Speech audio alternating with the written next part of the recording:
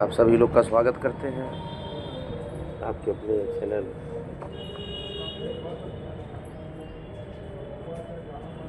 कि शिव महापुराण में क्या कहा गया है। देखिए आप,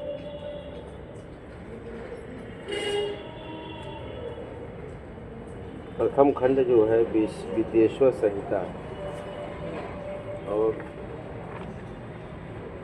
ये विदेश्वर संहिता को पढ़ते हैं।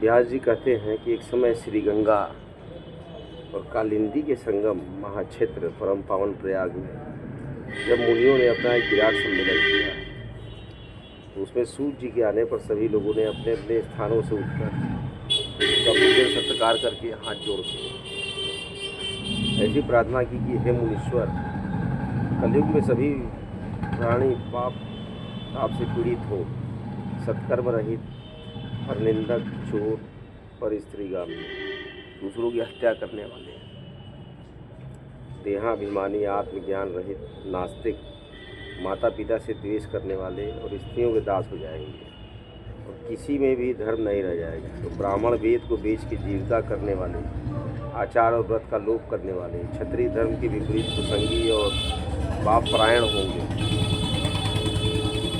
इसी प्रकार वैश्य भी संस्कारहीन अपने धर्म से रहित हो जाएंगे, कुमार्गी हो जाएंगे, मोहाक्षत्र और परम लोभी होंगे। ऐसे ही शूद्र भी अपने धर्म को छोड़ के तिलक छाप लगाकर ब्राह्मणों से आचरण करने लगने वाले नकली तपस्वी और दुष्कर्मी हो जाएंगे। तो इसी प्रकार स्त्रियां भी तमोगुण से युक्त जारवासी पति से विमुखी होंगी, संतान माता पिता की भक्ति से रहित होगी। ऐसे नष्ट बुद्धि मनुष्यों की लोक परलोक में क्या दशा होगी और वे किस उपाय से सदगति को प्राप्त होगी। तो हे सूत जी कहते हैं होगी, हे सूत जी, इस सम्मेलन में आप इस पर प्रकाश डालिए, क्योंकि हम लोग को इस बड़ी बात की चिंता है कि जगत की आगे क्या दुर्दशा होगी।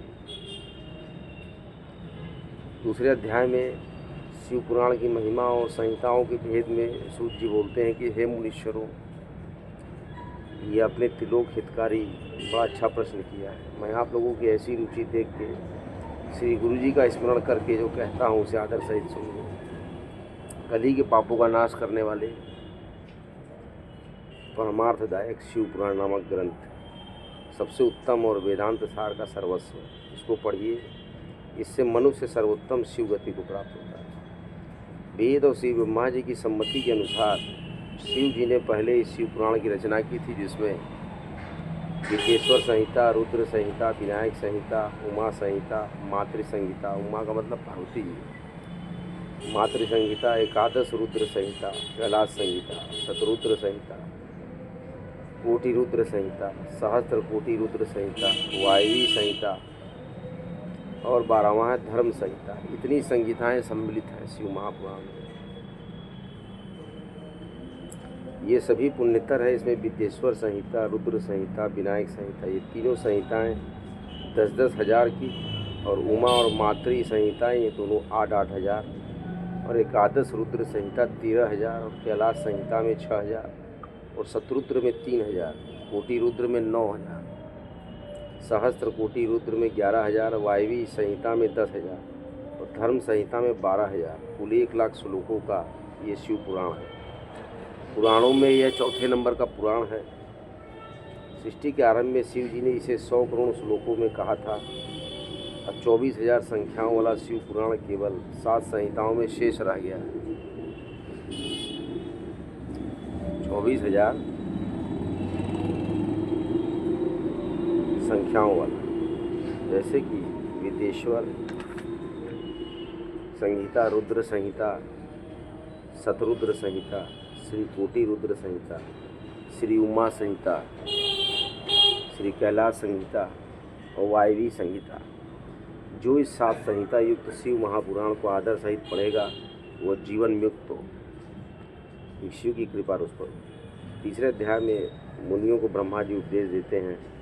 व्यास जी बोलते हैं कि सूत जी के ऐसा कहने पर ऐसे समस्त ऋषियों ने कहा कि हे महामुनि, सूत जी, अगर आप हमें अद्भुत वेदांत साथ महाशिव पुराण सुनाएंगे तो बड़ी कृपा होगी। तो मुनियों से ऐसा सुन के शिव जी का स्मरण करते हुए सूत जी प्रसन्न हो गए।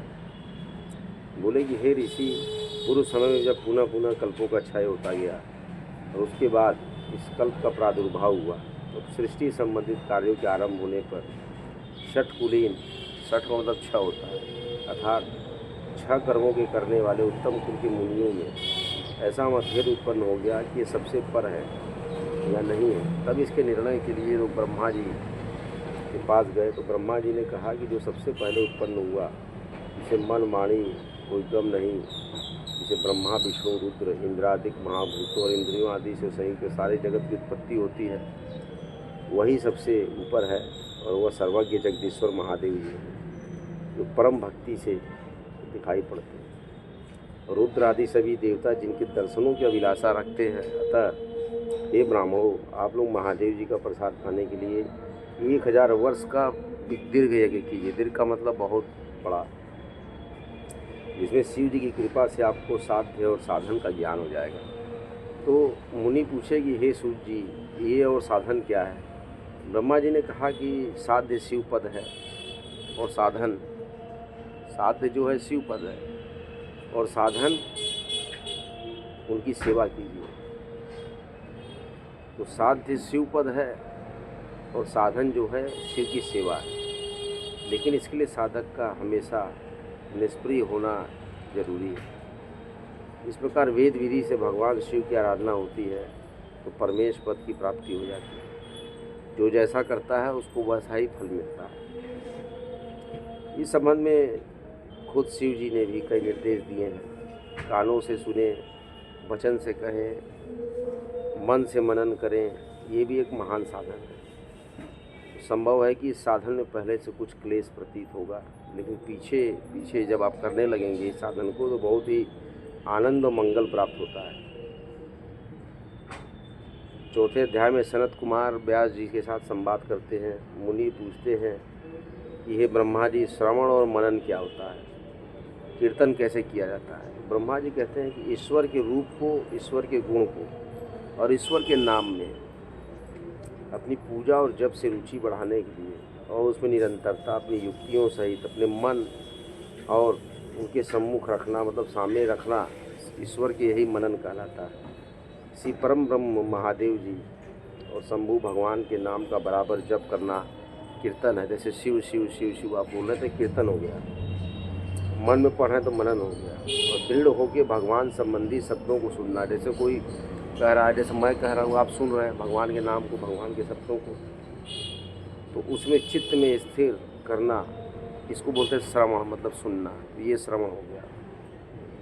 जब आप सत्संग में बैठ के भगवान श्री महादेव जी की कृपा से सुनते हैं, मतलब श्रवण करते हैं और कीर्तन कर लेते हैं, तब उसका मनन करते हैं और वही सर्वोत्तम मनन है, मतलब मन में चिंतन करना, जिससे कि आपकी आत्मा पवित्र हो जाती है। आज का सत्र हम यहीं तक रखते हैं। अगले सत्र में हम फिर आपको बताएंगे कि चौथे अध्याय में सूत जी क्या बोलते हैं मुनीश्वरों से।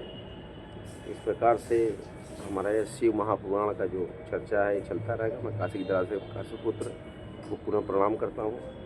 इसी तरीके से आध्यात्मिक सेशन हमारे चलते रहेंगे। बृहद शिव महापुराण का हमने प्रारंभ किया है। आप लोग जरूर इसको देखते रहें और भारी मात्रा में इसको लाइक करते रहें, शेयर करते रहें और इस महत्वपूर्ण सनातनी चैनल को सब्सक्राइब करते रहें। शिव महापुराण के नाम से यह ब्लॉग हमारा समर्पित है और जब जब हम शिव महापुराण का प्लेलिस्ट डालेंगे तो समझिएगा कि इसी में आगे का वार्तालाप और प्रसंग अब। जय श्री राम, जय माँ गंगा, नमः पार्वती पते, नमः पार्वती पते, हर हर महादेव, कल्याणमस्तु कल्याणमस्तु कल्याणमस्तु। काशी में जब आप हैं तो 2 बार शिव का नाम लेंगे, शिव शिव शिव शिव शिव शिव, ऐसा या विश्वनाथ विश्वनाथ का आप जाप करेंगे। जय श्री